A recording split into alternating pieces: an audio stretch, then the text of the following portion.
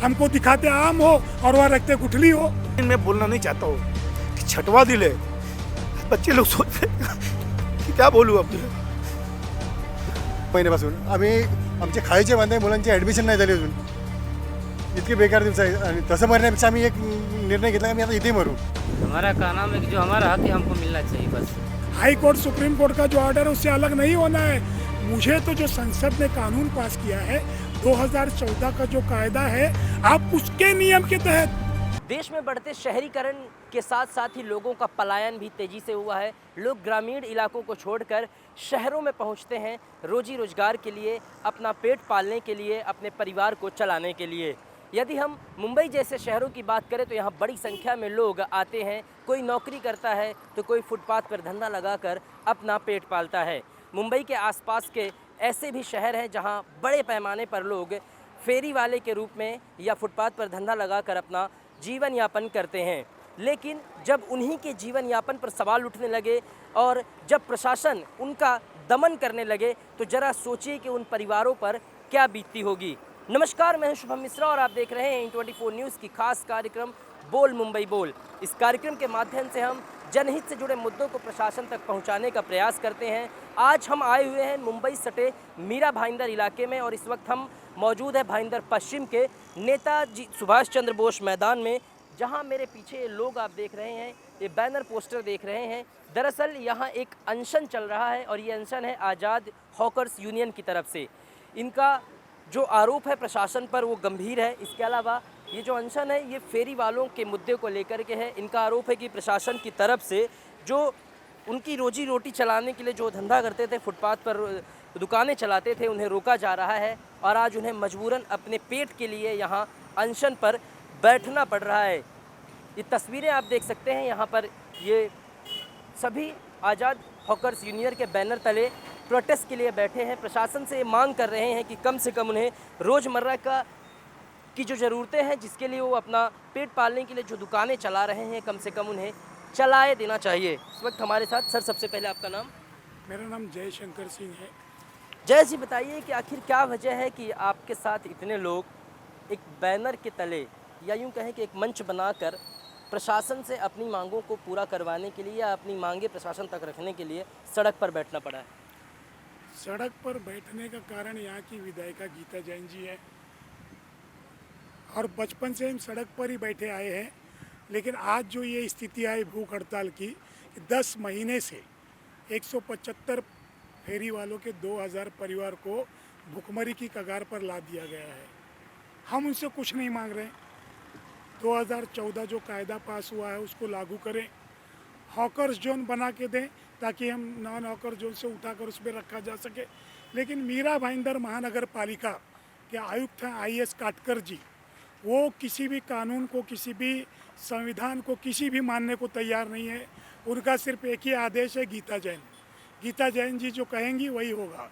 आज 6 दिन से यहाँ पर 15 लोग भूख हड़ताल पे बैठे हैं। 4 लोग अब तक टेम्बा अस्पताल में भर्ती हो चुके हैं। 4 लोग बॉर्डर पे हैं जिसको शुगर बढ़ा हुआ है, BP है, हार्ट की बीमारी है। लेकिन मीरा भाईंदर महानगर पालिका कुछ सुनने को तैयार नहीं है। आखिर ये जो विवाद है नो हॉकर जोन या हॉकर जोन को लेकर के किस तरीके से है? दरअसल आपने विधायक गीता जैन का जिक्र किया, तो उनसे क्या बातचीत हुई और प्रशासन की तरफ से क्या कहा जा रहा है और आपकी जो प्रमुख मांगे हैं उनमें से क्या है? देखिए, मैं पहले प्रमुख मांगों पर आता हूँ। मेरी कोई मांग नहीं है। सिर्फ जो हम रोजगार करते हैं, स्वयं रोजगार करते हैं, सरकार पर, प्रशासन पर बोझ नहीं है। और अगर हम बोझ होते तो आदरणीय प्रधानमंत्री जी हमको आके यहाँ मुंबई में भाषण नहीं देते कि 1.5 लाख प्रधान लोगों को, रेहड़ी पटरी वालों को हमने स्वनिधि योजना के तहत लोन दी। अगर इस देश में प्रधानमंत्री जी विचार कर रहे हैं फेरी वालों के बारे में, अब गीता जैन जी से हमारी बात शुरू में हुई थी अक्टूबर के महीने में, जब उन्होंने इन 175 लोगों को उजाड़ कर, उखाड़ कर फेंक दिया था। दरअसल हाँ, सुप्रीम कोर्ट का, हाई कोर्ट का जो भी आदेश है उसको गीता जैन जी बिल्कुल मानने के लिए तैयार नहीं है। काटकर जी IAS हैं, महाराष्ट्र सरकार के आयुक्त हैं, लेकिन उनको सुनना विधायिका का ही है। इन लोगों ने क्या किया, 2008 में ठराव क्रमांक 29 का एक आदेश था कि ये रोड नॉन हॉकिंग जोन है। हमने कहा ठीक है, नॉन वॉकिंग जोन हम उसमें नहीं बैठेंगे, हमें कुछ लेना देना नहीं है। लेकिन जो केंद्र सरकार का आदेश है कि 2014 का, कि आप पहले टाउन वेंडिंग कमेटी बनाइए, उसमें चुनाव कीजिए, फेरी वालों का सर्वे कीजिए। आज मीरा भाईंदर का सर्वे हुआ है, 8,300 लोगों की फाइल लेबर कमिश्नर के पास पेंडिंग है। तो जब 8,300 लोग मीरा भाईंदर में है तो आपके नज़र में 175 ही क्यों? मैं बात करने गया तो वहाँ से बातें उठती हैं कि वो फला इलाके के हैं, फला इलाके के हैं।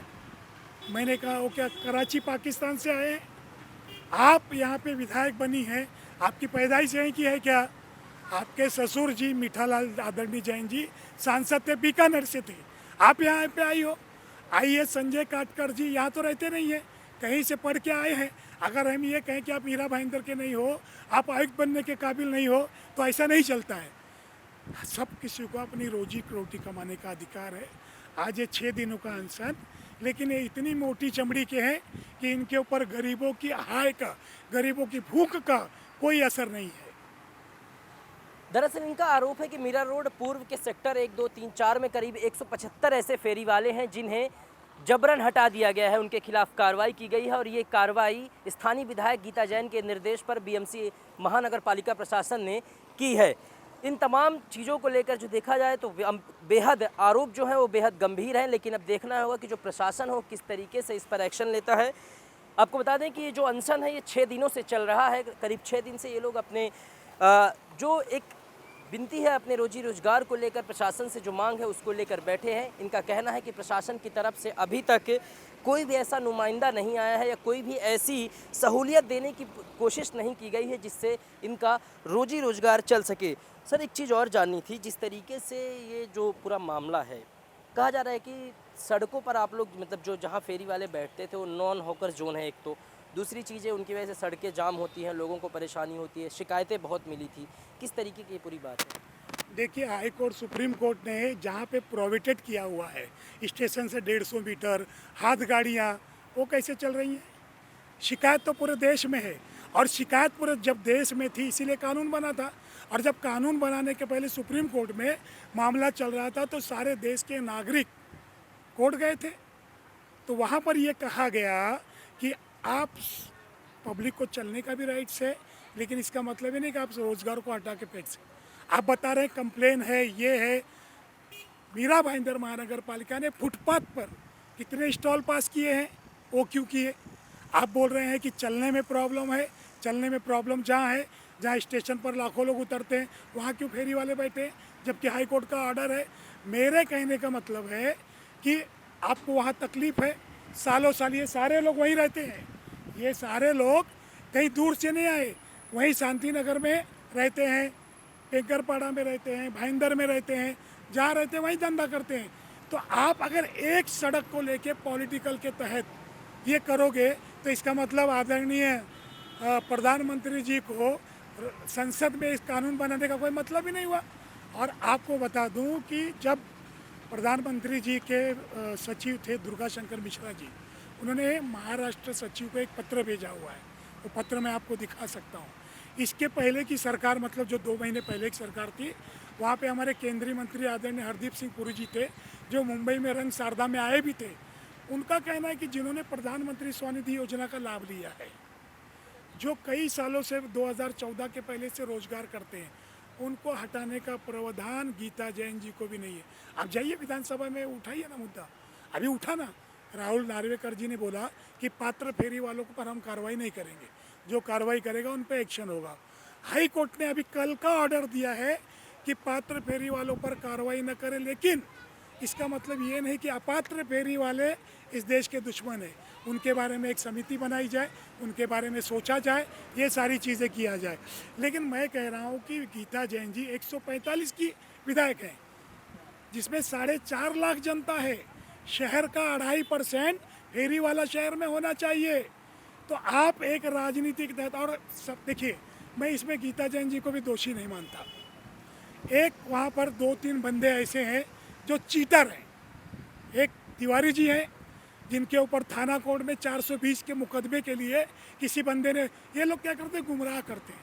ये कहते हैं कि वहाँ से बच्चे स्कूल नहीं जा सकते, बच्चे स्कूल जाते हैं 6 बजे, 7:40 की क्लास होती है, फेरी वाले आते हैं शाम को 4 बजे के बाद। कुल मिला के अभी उन्होंने गटर के ऊपर, सुलभ शौचालय के ऊपर फेरी वालों को बैठने के लिए पट्टा मारा। हमने यहाँ पे रवि पवार जी को पूछा तो बोलते नहीं। परसों एक नाथ शिंदे जी की पार्टी के जो प्रवक्ता हैं, उपनेता हैं, आदरणीय संजय निरुपम जी आए थे। उन्होंने जाकर पूरा कानून, क्योंकि उन्होंने लोकसभा में 45 मिनट तक इस विषय को उठाया था, उन्होंने बताया उनको सब समझ में आ गया। कल यहाँ आके फिर मेरे से वही, हमको 7 दिन का समय दो, 10 दिन का समय दो, वेरीफाई करेंगे, उबालेंगे, ये सारे नाटक चल रहे हैं इन लोगों के। अच्छा, जैसे आपने अभी जिक्र किया तो हमारी बात हुई है स्थानीय विधायक जो आपके हैं गीता जैन से। उन्होंने कहा कि जो फेरी वाले हैं उनसे मेरी मुलाकात भी हुई है, इसके अलावा जो लीगल फेरी वाले हैं उनको जगह अलर्ट कराई गई है। इसमें कितना तथ्य है, सही है? कहाँ कराई गई है? महानगर पालिका अगर बोल दे कि फेरी वालों को जगह अलर्ट कराई गई है तो बहन मेरी आ जाना, मैं आपको हार पहना के करूँगा। मैंने कहा ना शौचालय पे कराई गई है, और महानगर पालिका बोलती हमने नहीं किया है। अगर महानगर पालिका बोल दे कि हमने अपना काम किया है, हॉकर जो नॉन हॉकर, और सही मायने में 5 वर्षों तक, देखिए मैं कोई राजनीति नहीं करना चाहता, 5 वर्षों तक मेरी बड़ी बहन ने कोई काम नहीं किया। अगर उसका आपको नमूना चाहिए तो मैं एक चीज़ दिखाता हूँ। ये मैं नहीं, मीरा भाईंदर के एक राष्ट्रभक्त को गीता जैन जी के कार्यकर्ता ने फ़ोन किया और कहा कि आप हमारे ऑफिस में नहीं आते। उस लीगल कार्यकर्ता का आप ये वीडियो सुनिए, आप समझ जाएंगे कि गीता जैन जी कितना सच और कितना झूठ बोलते। मेरा महेश जायसवाल है। मैं शांति नगर में ही रहता हूँ। C22 रूम है, सेक्टर 2 फ्लैट, सेक्टर 2 में ही धंधा लगाता हूँ। आज मैं बरसों से, आज मेरे को 20 साल हो गया धंधा लगा के। इतना साल कोई तकलीफ़ नहीं हुआ, कोई कुछ नहीं हुआ। आज हो रहा है कि आप लोग लड़की छेड़ते, ये करते, वो करते। आज मैं ये बोलना चाहता हूँ, आज ये पुलिस चौकी में देखे ना, वही क्या कोई रिकॉर्ड में रहा हम लोग का? कुछ है? कुछ नहीं। लेकिन जानबूझ के हम लोग को त्रास दिया जा रहा है, बेघर किया जा रहा है। आज मैं 6 दिन में बोलना नहीं चाहता हूँ कि छठवा दिल है। बच्चे लोग सोच रहे कि क्या बोलूँ अभी। माझं नाव लक्ष्मण मुंजेवार। लक्ष्मण जी, आप कहाँ रहते हैं, कब से धंधा लगा रहे हैं, और ये जो समस्या आप शुरू हुई है कब से हो रही है? हे समस्या 10 महिने आधीपासून चालू झाली। रुपलच्या कॉर्नरला 2 दुकानवाल्यांचं आपसी लफडा झाला, तो पण रात्री 11:30 वाजता। तेव्हा आम्ही सगळेजण धंदा बंद करून गेलो होतो, कारण आम्हाला काहीही माहिती नाही। दुसऱ्या दिवशी सकाळी आम्हाला माहीत पडलं की ते मीडिया आली, ते मारामारी झाली, आणि ते गीताजींनी तिथून जे चालू केलं भ्रष्ट राजकारण आणि फेरीवाल्यांना टार्गेट केलं, तेव्हा पण 10 महिने आम्हाला धंदा तिथे लागूच दिला नाही त्यांनी। आणि ते बोलते की 8 महिने नाही, 8 वर्ष पण तुम्हाला लावू देणार नाही। आणि जे ते बोलते की तुम्हाला जागा दिलेली आहे, ते संडाच्या त्या गटावरती नंबर टाकलेले आहे त्या लोकांनी, 125 काहीतरी। दोन्ही साईडला मंदिर आहे आणि त्या गटावरती दिले, तिथे कोणी बसणारच नाही।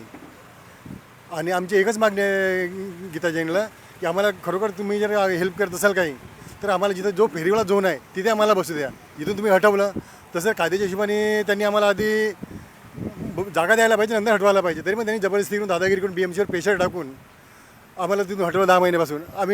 आमचे खायचे बांधे, मुलांची ॲडमिशन नाही झाली अजून, इतके बेकार दिवस आहे। आणि तसं मरण्यापेक्षा आम्ही एक निर्णय घेतला की आम्ही आता इथे मरू। फक्त एकच मागणी आहे आम्हाला, तिथून जसं हटवलं तसं आम्हाला तुम्ही जो कुठलाही हाकर झोन असेल त्या झोनमध्ये आम्हाला जागा द्या। बाकी काही मागणी नाही आमची, आणि काही कोणासोबत दुश्मनी नहीं। मेरा नाम संतोष गुप्ता है। मैं भी शांति नगर में ही रहता हूँ, बरसों से धंधा लगाता हूँ। हमारा कहना है कि जो हमारा हक है हमको मिलना चाहिए बस। तो कुल मिलाकर यहाँ जो फेरी वाले हैं अनशन पर बैठे हैं, उनकी अपनी मांगे हैं, प्रशासन से उनकी अपनी अपील है। लेकिन साथ में स्थानीय विधायक गीता जैन पर जो आरोप उन्होंने लगाए हुए आरोप भी बेहद गंभीर है।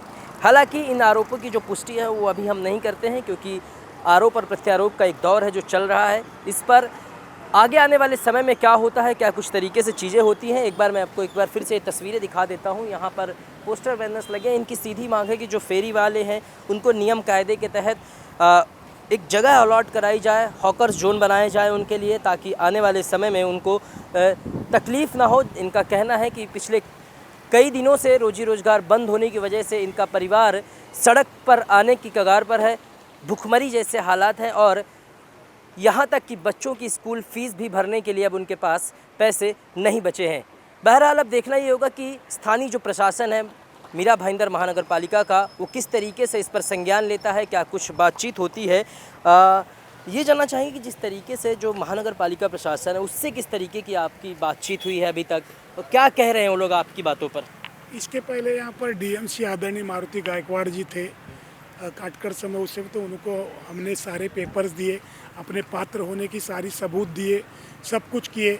और जब जी कार्रवाई हुई है उनके पास कोई कानून नहीं, कोई कायदा नहीं, बस उनका एक ही चीज़, महानगर पालिका के किसी भी अधिकारी से पूछो, बोले हम क्या करेगा, हमको ऊपर से ऑर्डर है। अब ऊपर से किसका ऑर्डर है तो बोलते गीता जैन जी का। और सबसे बड़ी जो अहम भूमिका है कि ये वही फेरी वाले हैं। मैं आपको फोटो दिखा दूं, जब 5 साल पहले रो रो के बिलक के इनके पास आई थी और कह रही थी उनके जो 9 वादे थे कि मैं फेरी वालों को बिठाऊंगी कानूनी तौर पर। मैं कहाँ गैर कानूनी मांग रहा हूँ, मुझे स्टेशन पर नहीं बैठना है, हाई कोर्ट सुप्रीम कोर्ट का जो ऑर्डर है उससे अलग नहीं होना है।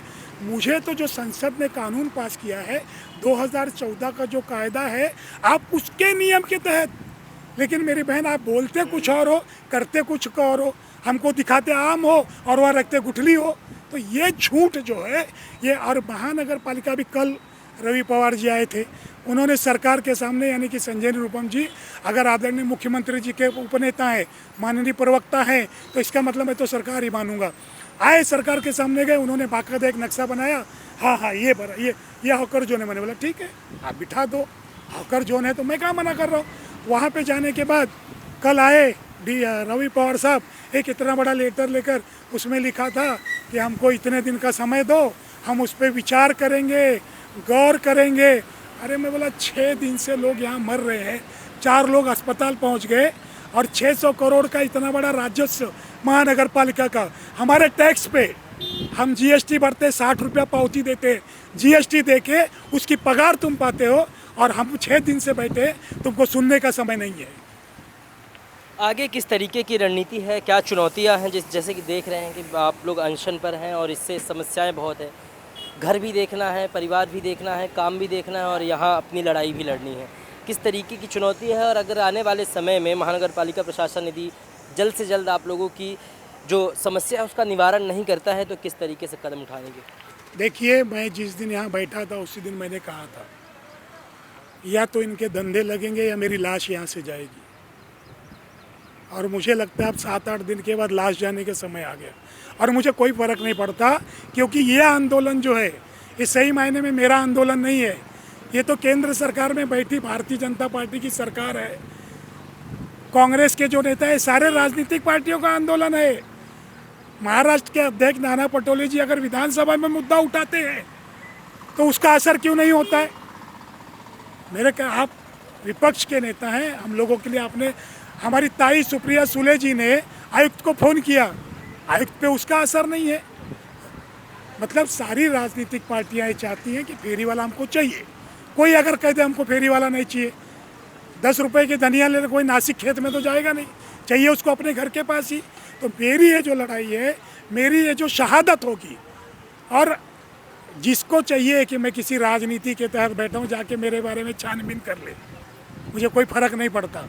मेरा ये जो शहादत होगी ये महाराष्ट्र के फेरी वालों के लिए, देश के फेरी वालों के लिए एक कानून होगा, और मैं उस कानून के पालन के लिए यहाँ आंदोलन कर रहा हूँ। सरकार और प्रशासन से आप लोगों ने जो बातचीत की है, जैसे कि आपने मुख्यमंत्री तक बात पहुंचाने की कोशिश की, या कुछ ऐसा पत्र व्यवहार कुछ अभी तक कुछ हुआ है? कई बार मीरा भाईंदर की फाइल है, दर्जनों बार मुख्यमंत्री एकनाथ शिंदे जी, दर्जनों बार देवेंद्र फडणवीस जी, दर्जनों बार कारका, और मैं दिखा सकता हूँ, सब यहीं रखा हुआ है, ऐसा कुछ नहीं है। लेकिन बीच में संजय निरुपम जी ने हमसे कहा था कि मुख्यमंत्री जी खुद चाहते हैं कि महाराष्ट्र के फेरी वालों से हम मिलें। हम तैयार हैं। हमने आज़ाद मैदान में विशाल मोर्चा जिसमें 10-15 हज़ार लोग थे, हम वहाँ पे थे, वहाँ भी हमको मुख्यमंत्री जी का, माननीय संजय निरुपम जी के माध्यम से आया कि 2-4 दिन में मुख्यमंत्री जी नंदनवन में आप लोगों से मिलेंगे। अब देखिए वो वक्त अभी नहीं आया है, हो सकता है मेरी मौत के बाद आ जाए या उसके पहले आ जाए, तो चलेंगे मिलने मुख्यमंत्री जी से। कुल मिलाकर रोजी रोजगार के लिए और अपना पेट पालने के लिए जो संघर्ष है वो अभी तक जारी है। 6 दिन हो चुके हैं, अनशन अभी तक रुका नहीं है। शासन और प्रशासन से लगातार गुहार लगाई जा रही है। इसके अलावा स्थानीय विधायक के व्यवहार को लेकर के जिस तरीके से आरोप लगाए गए हैं वो बेहद गंभीर हैं। अब देखना है दिलचस्प होगा कि किस तरीके से आने वाले समय में महानगर पालिका प्रशासन इन फेरी वालों की आवाज़ सुनती है और आगे चल कर के किस तरीके से इनकी जो समस्याएं हैं उसका निवारण करती है, या फिर जिस तरीके से इनका कहना है कि ये अनशन तब तक जारी रहेगा जब तक प्रशासन उनकी आवाज़ सुन नहीं लेता। कैमरामैन देवानंद सिंह के साथ शुभम मिश्रा, इन 24 न्यूज़, मीरा भाईंदर।